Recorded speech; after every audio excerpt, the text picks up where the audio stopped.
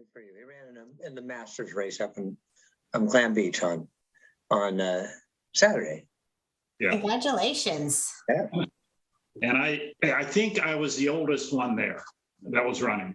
I wasn't Chip Ray there. I think he's 82, and then there was, so I'm not sure if he was there or not, but I don't think there were no men that started before me. okay. Well, congratulations then. Yeah, well, that was the old guy. Yeah, it's good. So when I do get started, just let me know if I'm not doing something right. You know, I know how I chair the meetings at City, but Mike does a great job, and I don't remember all the stuff he does. Recording in progress. Don't worry, we'll make sure that you're online. Okay. Well, my clock says 4, so we'll go ahead and start the meeting of the HCOG board. Today is April 21st, and we'll start with the roll call. You, Mayor Seaman, Here. Mayor Jones, Mayor Jones, did we lose her?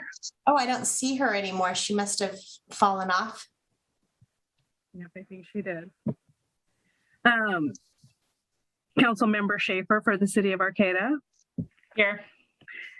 Councilmember West. Here. Councilmember Gordon Johnson. Here. Councilmember Avis. Present. Supervisor Wilson. He's still connecting to audio. Okay. And Mayor Sue Long, alternate for Fortuna. Here. And again, is Mayor Jones back? No. Okay. We have a quorum. Okay. You got Supervisor Wilson? I did. Thank you. Perfect. All right. So the first thing we need to do is adjourn the HCOG board and convene as the Policy Advisory Committee. So do we need a motion to do that, or we just will? We just do that. Just do it. And then first thing on our agenda is a Bike Month proclamation. And Stevie, I heard you would read that for us. Yes, thank you, Mayor Seaman. I am happy to announce a proclamation of the Humboldt County Association of Governments Board of Directors recognizing May 2022 as Humboldt Bike Month. Whereas bicycling is part of the solution for addressing transportation needs, such as increasing mobility for youth and other people who do not drive, providing low-cost transportation options, and increasing access and connectivity while reducing traffic congestion. And whereas bicycle infrastructure takes up less land and costs less to build and maintain than automobile infrastructure. For instance, 12 bike spaces fit into one car parking space. And whereas bicycling is an economic driver in areas with commuter or recreational bike facilities. Study after study shows that locally based retail sales go up with bicycle improvements, and that people spend more money at local businesses when they bike than when they drive. And whereas bicycle travel helps improve air quality and can help us achieve the goals of the Global Warming Solutions Act of 2006, which requires Californians to reduce our greenhouse gas emissions by 80% by 2050. And whereas bicycle commuting promotes physical activity, which leads to better fitness, lower healthcare costs, and improved mental health due to stress reduction. Employees who commute by bicycle on average have less sick days and higher productivity. And whereas the Humboldt County Association of Governments supports bicycle and pedestrian planning as a regional transportation priority and has adopted safe and sustainable targets to double the number of all trips made by walking, bicycling, and transit. And whereas HCOG supports member jurisdictions in their efforts to further regional bicycle infrastructure, including projects such as the Annie and Mary Trail and Eel River Trail. And whereas the month of May is National Bike Month, which promotes the bicycle as a means of transportation and recreation, and May is also Clean Air Month, which promotes air quality. Now, therefore, be it resolved that the Board of the Humboldt County Association of Governments finds increasing bicycle use is in the local, state, national, and global interest, and proclaims May 2022 as Humboldt Bike Month, and encourages member jurisdictions to adopt similar proclamations supporting Bike Month, and urges citizens to participate in these and other activities that contribute to the health and vitality of the community and the environment. Yay, we always clap.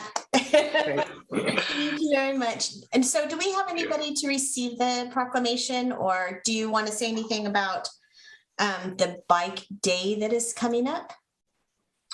Yeah, the Bike Month Coalition has been hard at work planning events. We are hosting the Bike Challenge, where you can sign up with the team to log your miles throughout the month. We have a lot of local businesses that donated prizes.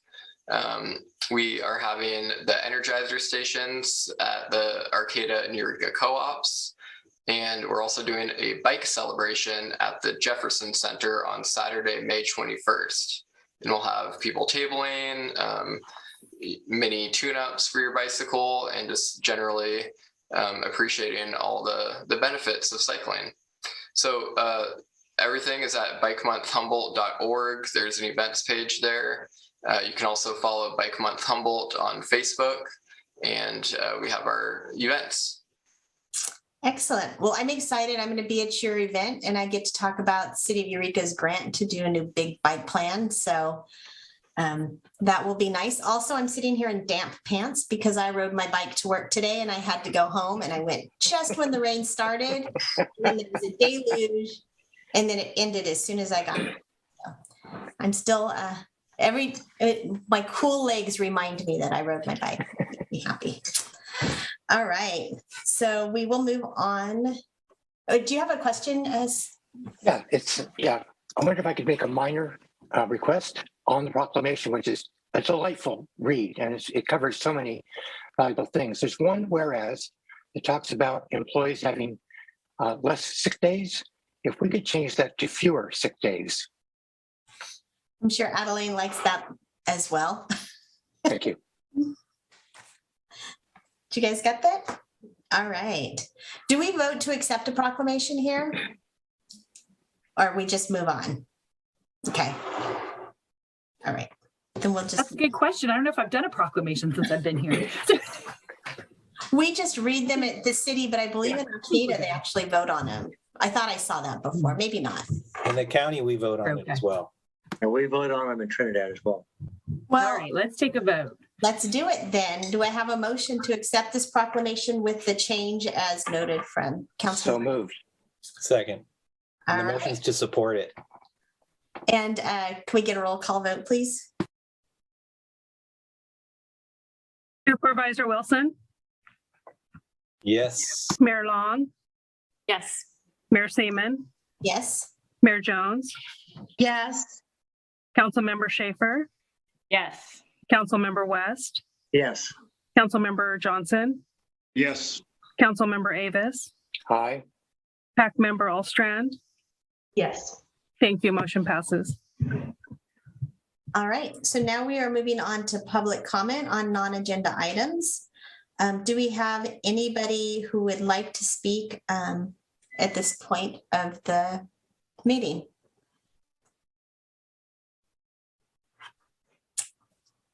I don't see any hands. Debbie, do you see anybody who would like to speak? Do you have anybody that's not on the? I don't see any raised hands for public comment. Okay. In that case, we will move on to the consent calendar. Did anybody want to pull anything from the consent calendar? I haven't heard of anything, but if not, then do we have a motion to approve? I just want to say I did make a correction on the minutes, and Debbie noted it in my email to her. It was a small word left out. The word is on the back, but of the minutes of March meeting. But other than that, I don't have a problem with the consent calendar.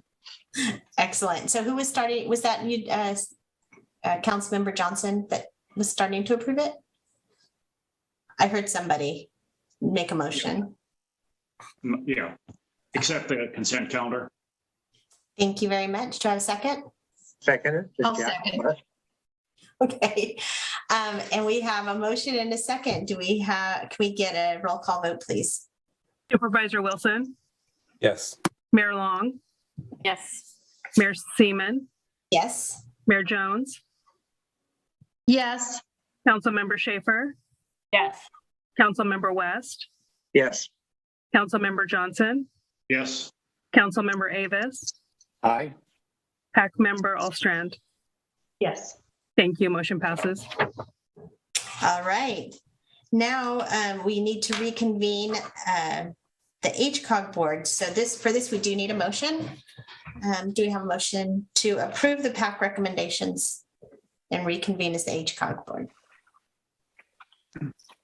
So moved. Thank you very much. Councilmember Avis. Second by anybody? I'll second. Mayor it. Jones. Okay. All right. Lots of seconds. Can we get a vote on this one, please? Yes, we have Supervisor Wilson, Affirmative. Mayor Long, Yes. Mayor Seaman, Yes. Mayor Jones, Yes. Councilmember Schaefer, Yes. Councilmember West, Yes. Councilmember Johnson, Yes. Councilmember Avis, Aye. Pac Member Arroyo. Pac Member Allstrand. Yes. Thank you. Motion passes. All right. Through the chair, I think moving from these two things doesn't require a vote in the future. I'm not sure that it's just at the direction of the chair. Oh, really? I thought we always voted on it. Okay. Thank you. So we are moving on to item 9, which is the HCOG staff impact members report. And we'll start with the executive director's report. So Beth. Okay, so there was a very brief staff report in this packet, specific about a working group we're forming. I don't think we need any board direction on this. This was something we took to the TAC, and they agreed that this was a good idea to start a working group. This has to do with the use of e-bikes on our multi-use trails. So basically, we were approached by Hank Seaman of the County of Humboldt, Donna Wood of the City of Eureka, and Emily Sinkhorn of the City of Arcata. All of them are involved in trail management and have noticed that there's some user conflicts between things like e-bikes and pedestrians, for example, using the trail. They've also noted that there's kind of a lack of clear regulation or way to proceed about how these e-bikes should be managed. So they asked if HCOG would be willing to dive into the issue a little bit and and come up with a kind of a regional approach. So I just wanted the board to know, because it is something that, since we had it on the TAC agenda, it has garnered a little bit of interest. You'll see that there was one letter that came in for the TAC as a public comment that was included in the packet. And then I also have one other public comment that I would like to read into the record right now about this item. And that is from Elaine Weinrad. And it says, "Hello, HCOG. I noticed the comment letter from James Bellerman concerning conflicting travel modes on the Hammond Trail, and I couldn't agree more. The trail as it is simply too narrow to safely accommodate both bicyclists and walkers, many of whom have small children and dogs, and it can only get worse with e-bikes. As it is, walkers are continually being shoved aside to allow for the cyclists to pass. If there is a companionable group of walkers, they have to spread themselves along the side of the trail and make room for cyclists. Most bicyclists are very courteous and aware of the disruption they are causing, but traditional bicycles go at 10 miles per hour or less, while e-bikes can go up to 28 miles per hour. The additional speed is akin to automobile traffic and does not belong on a trail whose purpose is to provide a safe place for people to walk. Although I used to enjoy walking the Hammond Trail, it's becoming stressful and unpleasant experience. Please consider widening it to allow room for cyclists to pass without disrupting pedestrians." So I think, we are seeing that there's a lot of interest in kind of getting to the bottom of this issue. And in the staff report, I included those who have volunteered to serve on the committee. So just again, wanted to give the board a heads up that this committee committee was forming. It'll be like, it's not a formal committee, it's a working group at the staff level, but I will report back to the TAC and to the board as we reach milestones or if we need any action for, any approaches that are being considered. So with that, I have a few other updates, but maybe just take comments on this piece first before we move on. So you may have Councilmember West. I'd like to be involved if possible. So if I could be contacted, I'd appreciate that. I do write a lot, and I think I see the same problem, so I'd like to help out. And Mayor Long, did I see you start to put your hand up? Okay, and Councilmember Avis. Thank you. If I'm not mistaken, pedestrians have rights of way over bicycles, which are considered vehicles and must obey the same rules of the road as automobiles, and that would be true for e-bikes as well. So in terms of standing, and when you come down with regulations, you can bear that in mind, that pedestrians do have an inherent right of the road that precedes bicycles for who has to give way. Okay, that made me a bad guy, I know. Any other comments on this? Sure. I just, I think we just do have to be aware that the bicycle community is a strong purveyor of these infrastructures that we've been promoting and putting together. And so I just want to make sure that we're not having, that this isn't a battle, and really figuring out ways for coexistence. Yeah. Because we've been building a lot of this infrastructure and pushing and having this stuff be part of our transportation infrastructure. We get funded because it's part of our transportation infrastructure and non-motorized transportation infrastructure. And I think it's important that we make sure that that's maintained in these facilities that we're both building and maintaining. Thanks.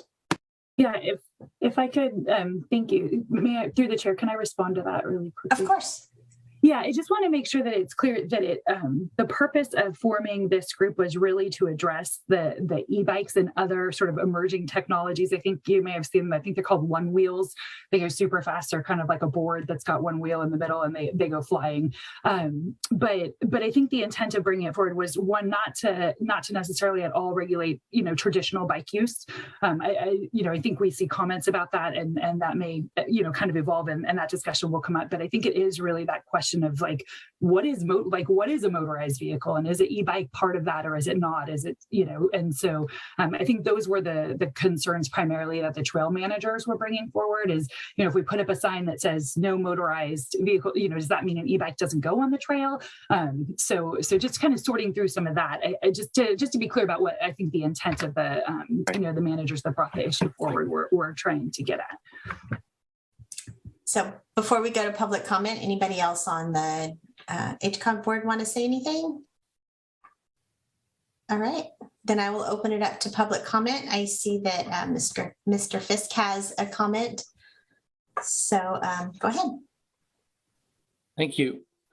Yeah, just a couple of things on that. I wanted to mention that I recently read a study on e-bike usage, and perhaps surprisingly, it found that while e-bike riders do ride faster on average than conventional bike riders, it's not as much faster as you would think. It's really only a couple miles an hour faster on average. So I really think that I think this is an issue, but in my mind, it's an issue largely because we designed a lot of Class 1 trails in heavily used areas and just assumed that bikes and peds could really mix freely. And I think that it's sort of, as the comment from Elaine Weinreb pointed out, I think it's being highlighted by some new technologies and more heavy use of the trails. But I hope that we will look at our trail design standards going forward. And I also wanted to just volunteer CRTP to serve on that working group if you're looking for members. All right. Is there anybody else who wanted to make public comment on this?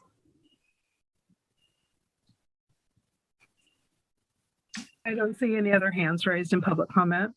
All right, thank you very much. All right, that all wrapped up. Beth, or do you have anything else to finish it? That closes. I think that's good for the e-bike working group. I do have just a couple other announcements and updates under my executive director's report. So the first is just wanted to report back to all of you. So much like we did last month, talking about in-person meetings, hybrid meetings, we took those same questions to the SS TAC and the TAC. So just to kind of report back on that, the TAC would like to go hybrid for as long as possible, and the SS TAC wants to remain virtual as long as possible. So we're looking to accommodate both of those committees in for as long as we can with their preferred method of meeting.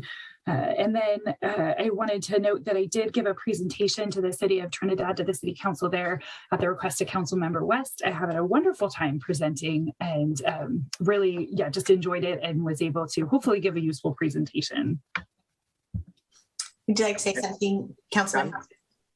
I just like to add that this was a terrific talk. Our council was thrilled by what we heard, and I really recommend that if you get a chance to have her come up and just give a nice talk. It really opens up an understanding of what HCOG is doing, and I think everybody listening was interested, but I think our council really learned a lot, and we're very happy that Beth came up. So I really appreciate. Hope you'll do the same for your council.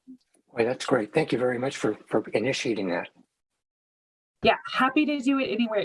Always looking to kind of spread the word about HCOG. So please, if you would like a presentation, let me know. We'll get on the agenda. And I do, go over the big picture of HCOG, but then I am able to tailor it for your city or jurisdiction. So that it kind of helps to walk through what money has come to your jurisdiction from HCOG over the years, and other programs as well. And then the final announcement I wanted to mention was that through our REAP grant, this is the Regional Early Action Planning for Housing grant, that we have released a NOFO, and this is for housing stories. So this is looking to prepare a multimedia catalog of really different artistic ways to express the housing need in our community that we can use as educational outreach to help inform others about the housing crisis that we are in. So it is on our website that you can find the NOFO for this, and the applications are due May 13th. The maximum award available is $7,500. We're hoping to get smaller ones than that too, and kind of do a big compilation, but this would be things, art, videos, a play, really just looking for creative minds to think of all different ways to talk about housing and help educate our community about the housing crisis. So I want to make sure everyone knew that opportunity is currently out there. And that's the end of my announcements. Thank you. Thank you. Anybody have anything they need to say before we move on? All right, then we will move on to the Caltrans reports. Hi. Jeff is here today to talk about Broadway, but before that, I wanted to give a quick update on the last chance grade. I got an update from the project manager that work continues to be on schedule, and Senator McGuire will be hosting a virtual public open house on May 25th at 6:30 p.m. And Caltrans is working towards scheduling a date for the next mitigation workshop, which will be sometime late summer or early fall.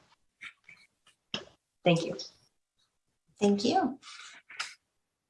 And then Jeff, you have a presentation for us?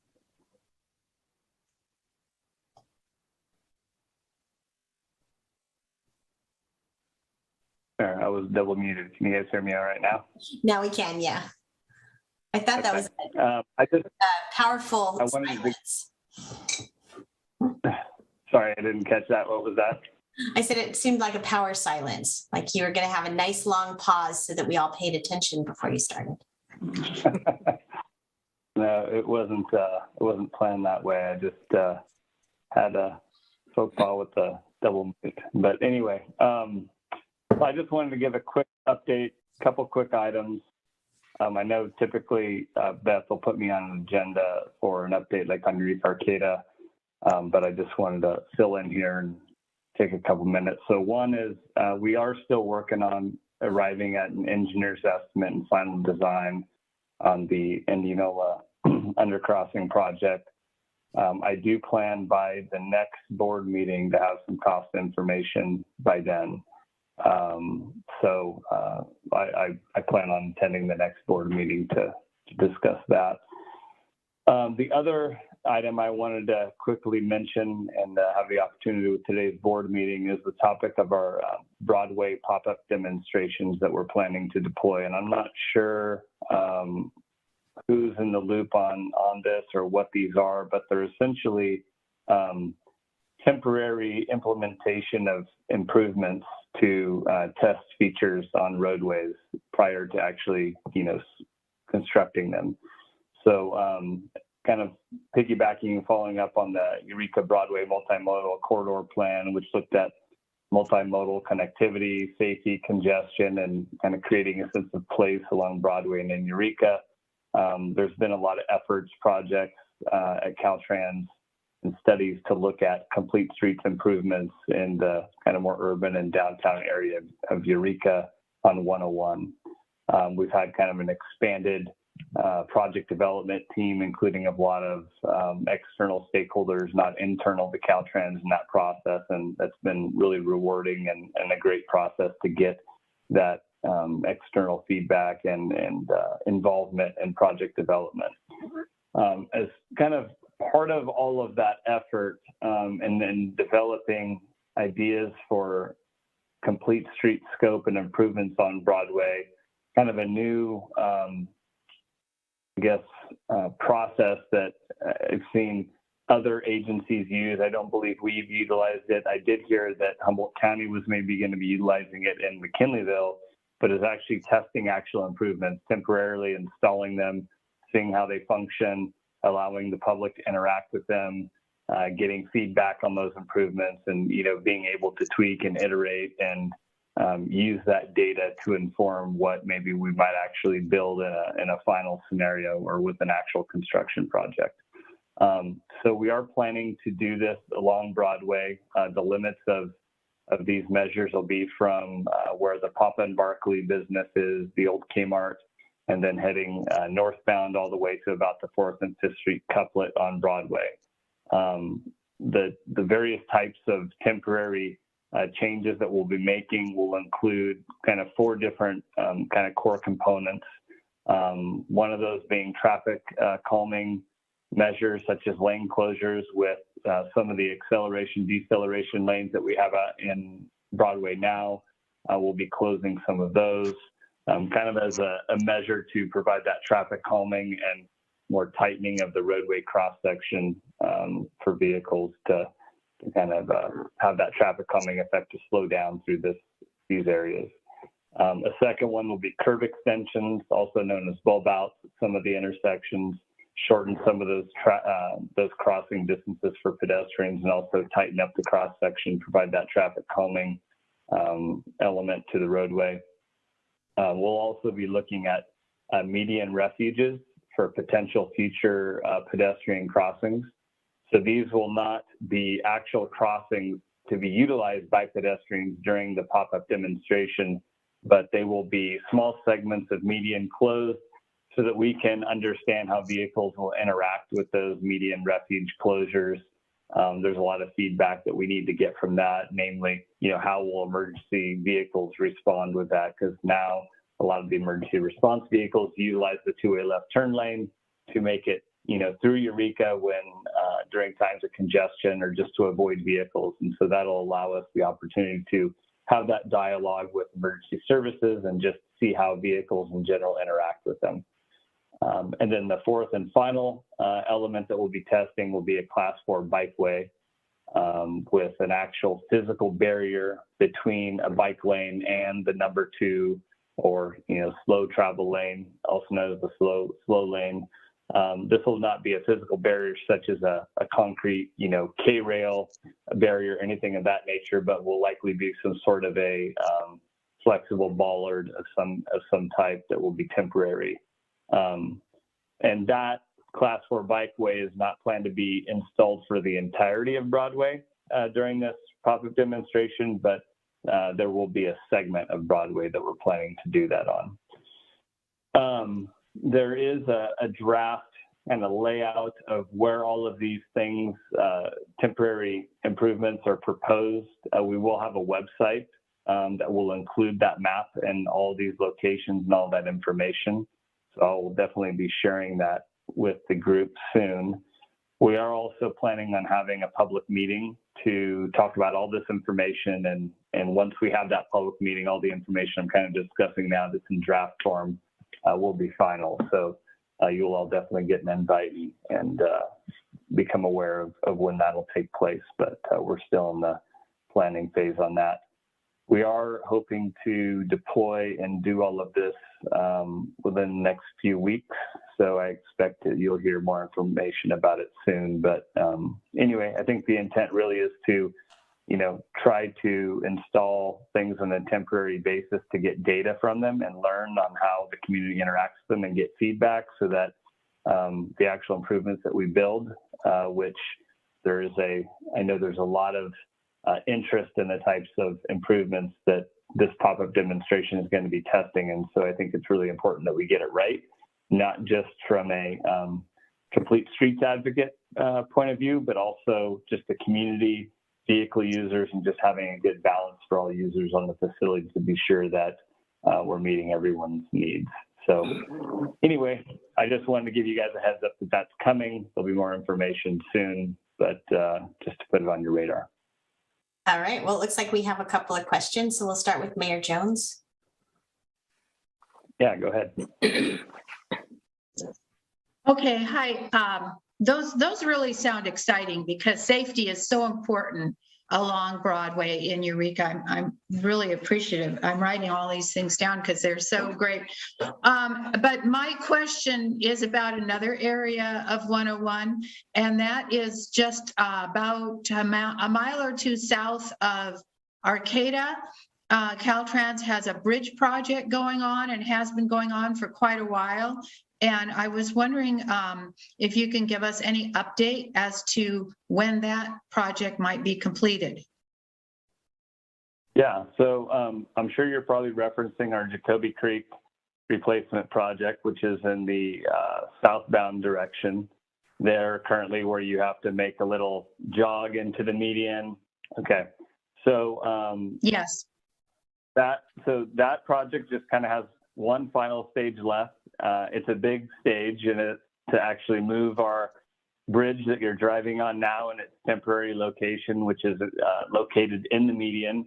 We will be what we call jack and slide, picking that bridge up and moving into its final location where you previously were driving when you were driving straight and not having to do a little S curves through that section of highway. So right now, the project is in suspension due to our environmental work windows.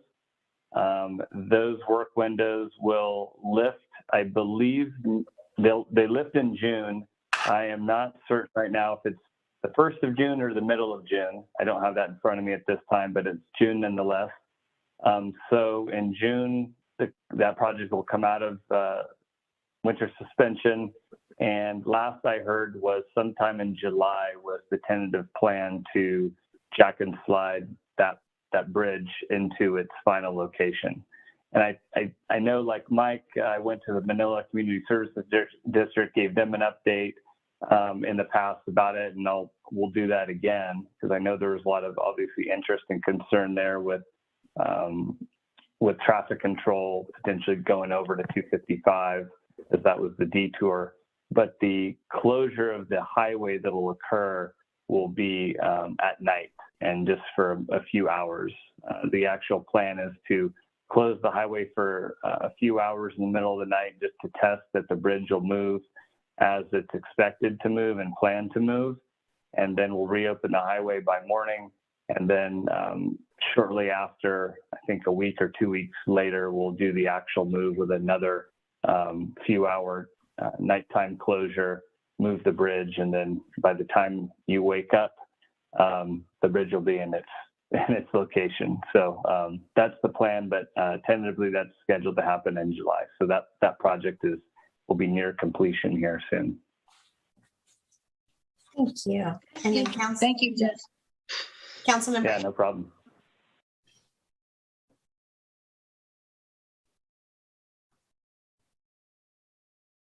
Yeah, Councilmember Avis. Thank you very much. I agree with Mayor Jones about safety on the corridor along Broadway, how important that is. And the traffic calming methods seem really good. What role does a posted speed limit play either currently or down the road as we make efforts to bring speeds down by vehicles to provide greater safety? So, Stephen, I missed the first part of your question. Did you ask what people's role was in accomplishing that? No, I understand that the traffic calming measures are to encourage people to slow down on their own, narrowing lanes, putting bollards out, things like that. What role does a posted speed limit play at some point in this? I think it's 40 miles an hour at this point. Is that considered to be reduced in order to provide more clarity as to what the speed limit is preferred to be when you've got multimodal traffic flowing in the same direction? Yeah. So, and San Francisco's looking at limiting some of their speed limits on some of their busier routes, again, for the same reason, to minimize bicycle and pedestrian conflicts. Yeah, so, and this topic comes up quite often. The vehicle speed is, as I'm sure some of you know, is set by the vehicle code. Right. And I think, the kind of loose or real basic definition is it's the 85th percentile in terms of the speed of vehicles traveling. Got it. So that's really how those speeds are dictated and how they're posted. Okay. So at this time, there are no plans to reduce speed limits outside of the normal vehicle code that sets them now. That's not to say that, that conversation or topic couldn't come up or need to come up at a future date. But at this time, the focus of the pop-up demonstration and of the Complete Streets projects we're looking at is solely looking at geometric changes. Well, I should say maybe not geometric changes because we're not really planning on changing the alignment of the highway, but implementing traffic calming and safety and complete streets improvements to enhance the safety for non-motorized users of the facility. At this time, the plan and scope is not looking at the reduction of the speed, but maybe what measures we can implement that might naturally cause that to occur, by providing a more, focused and narrow looking route as opposed to something that's more expansive and wider looking, which, tends to yield, higher speed. Exactly. Great. Thank you very much. Plan at this time. Super. That's great. Welcome. All right, Supervisor Wilson, you have a question or comment? Yes, it's more of a comment. I don't believe that the new state legislation on the 85 percentile has changed the requirements around that. So I want to make sure that if you aren't updated on that, that we get updated on that in terms of that's not as strict of a requirement anymore. And so that was passed last year. So I just want to make sure that we're not as trapped by that 85 percentile. It used to be we have to be really afraid to do a speed study because then automatically maybe the speed limits would go up in a location, but that's not so much of a thing anymore due to the legislation. So, and maybe Colin has some information on that. Great comment, Mike. Sorry, before we go to public comment, I'll just see if there's anybody else on the HCOG board who has any comments to say. All right, if not, then we will open the floor to public comment. So Colin Fisk. Thanks. I think Supervisor Wilson was referring to AB 43 and that my understanding is that That's a little bit in flux at the moment because they're updating the MUTCD hopefully soon with new guidance based on that. But I would definitely encourage Caltrans to take a look at that because I think it might affect the Broadway corridor based on the language of the bill. So yeah, and I just want to thank Caltrans for their continuing work on Broadway and hope that we can, that these pop-up demonstrations are fruitful and that we can then get quickly in place permanent safety improvements. I also wanted to point out on that other project on the safety corridor, I've noticed anecdotally that sort of unintentional chicane that's produced by moving the bridge over has really slowed down traffic a bit, and maybe we should just leave it there.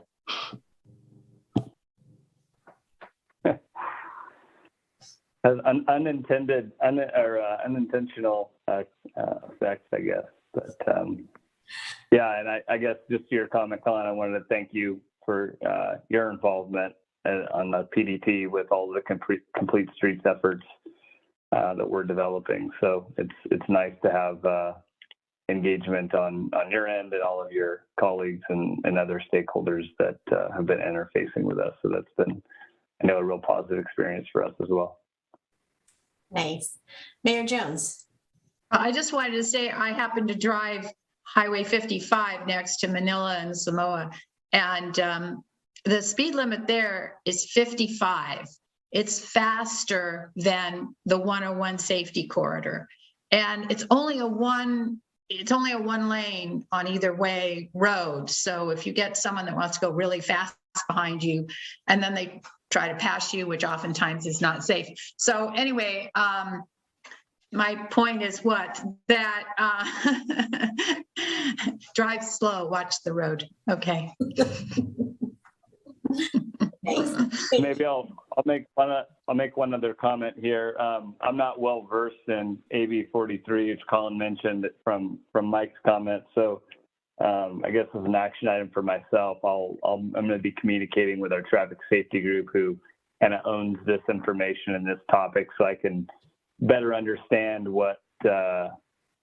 maybe what flexibility we might have into the future, because maybe it's another tool in the toolbox to be able to use in situations like this. So not making any commitments, but I'd like to get more versed in it and understand what our options might be when we have these conversations. I know this topic in question does come up quite often. So. All right. Anything else? Thank you very much for your reports, both Tasha and Jeff. And we're moving on to Pac Member Reports. Do we have anybody who has a report? Do you know of any, Beth? Do we have anything lined up for that? All right. Then before we adjourn, I just want to say Stevie sent out a press release for the free road signs. And boy, have people been taking advantage of it. I think we're down to maybe 2 boxes at the Muni. I'm going to call the county and see if they have any more. But if you know people who want signs, tell them to call soon because they're flying out the door. So thank you so much for your efforts. Really appreciate it. And with that, I will go ahead and adjourn. See you guys all in a month. Thank you. Bye-bye. And then Beth and Debbie, I will be in to sign something on Monday. Debbie, is that what you said you needed from me? Yes, Monday would work great. Okay. We'll be in the office between 8:30 and 5. All right. I'll see you Monday. Bye-bye. Okay. Thank you. Bye.